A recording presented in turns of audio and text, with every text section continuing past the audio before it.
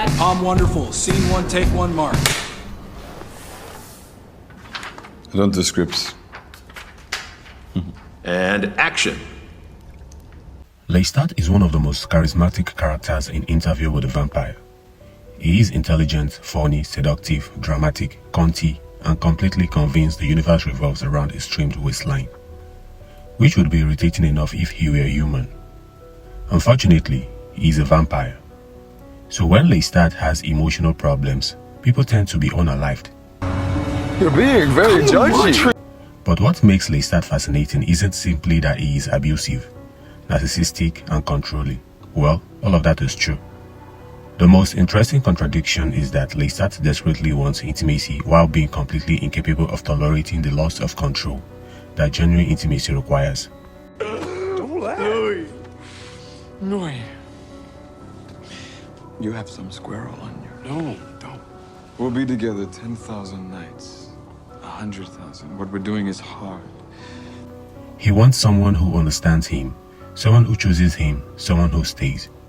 But he also wants to control the conditions under which they choose him. He wants Louis to genuinely choose him, provided that Louis' freedom eventually leads to the answer Lestat already wanted. That is the problem. Lestat doesn't want love. He wants reassurance. He wants devotion. He wants to be irreplaceable. Lestat wants what Lestat wants, and preferably, he wants all of this without having to become emotionally accountable. Level deceit. Oh, do not walk away and say his name. Do not compare me to him. How is this any different? This is a century-long lie. You hung her portrait over our coffins. But underneath all that confidence is someone terrified of being unwanted. And Lestat hides that fear beautifully. He buries it under wit, arrogance, and being extra. He walks into a room like a man who has never experienced insecurity in his life. Psychologically, however, he is basically a walking please don't leave me alone sign.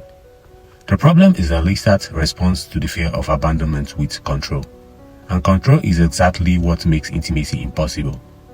This is why his relationship with Louis works so well. Louis wants to be loved as himself. Lestat wants Louis to love him as the center of Louis' universe. Those are very different things. Louis needs love that allows him to remain his own person. Lestat needs love that guarantees he will never be left. And neither man really knows how to give the other what they need. This is also why reducing Louis to simply Lestat's victims makes their relationship less interesting. Louis is absolutely subjected to Lestat's abuse, and none of that should be romanticized. But Louis has his own desires, guilt, morality, and contradictions. Both men are trying to use the relationship to solve problems that existed before they met. Lestat wants to feel chosen.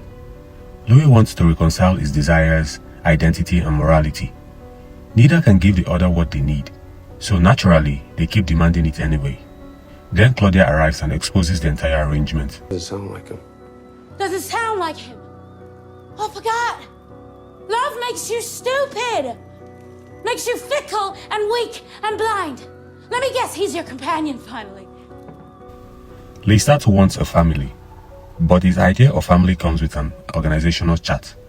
He wants to be the father, the authority, the creator, and the center of everything. Claudia becomes dangerous because she eventually refuses to remain psychologically subordinate. She sees Lestat clearly, and that is something he struggles with. Because Lestat can handle hatred, he can handle rebellion. What he struggles with is being understood. There is something revealing about a character who can tolerate being feared more easily than being seen. Because once people understand you, your excuses become harder to sell.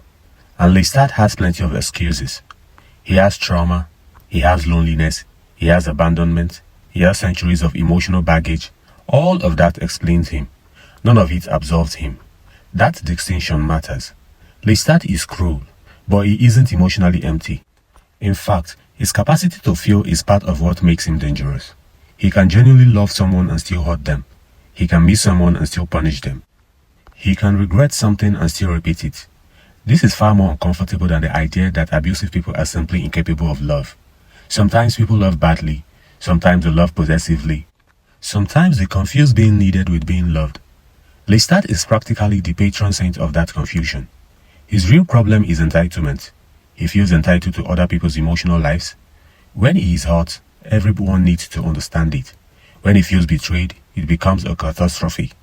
When he feels abandoned, suddenly everyone has been assigned an emergency. But when someone else is hurt by him, they get lectured about context. And that is where Lestat's charm becomes dangerous. Lestat is fascinating because he exposes how easily audiences confuse complexity with goodness. A character can be complicated and still be terrible. A character can be wounded and still be responsible for what he does without wound. A character can love you and still be terrible to you. That is Lestat. The funniest thing about him is that immortality has done absolutely nothing for his emotional maturity.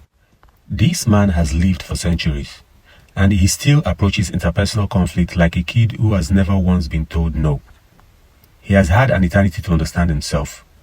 He simply hasn't had an eternity to stop making everything about himself. And that is why Lestat remains so compelling. He isn't frightening simply because he is a monster. He is frightening because he is recognizably human. He wants to be loved. He fears rejection. He wants connection. He fears vulnerability. He wants freedom. He wants control. He wants to be understood. And he also wants control over what people understand about him. That contradiction is Lestat. He doesn't merely want someone to love him. He wants to be loved so completely that the other person's freedom becomes irrelevant. And that is where the romance ends and the horror begins. He doesn't fully understand that being chosen only means something when the other person is free to choose something else. That is Lestat's fundamental failure. He wants unconditional love while creating conditional freedom.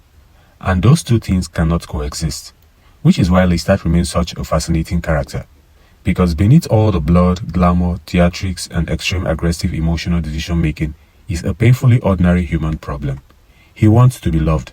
He just doesn't know how to survive the possibility that someone he loves might not choose him. And unfortunately, immortality has given him several hundred years to make that problem everybody else's. Lestat wanted to be the love of Louis' life so badly that he eventually became the trauma of it. And honestly, that is a very expensive way to ask someone to stay.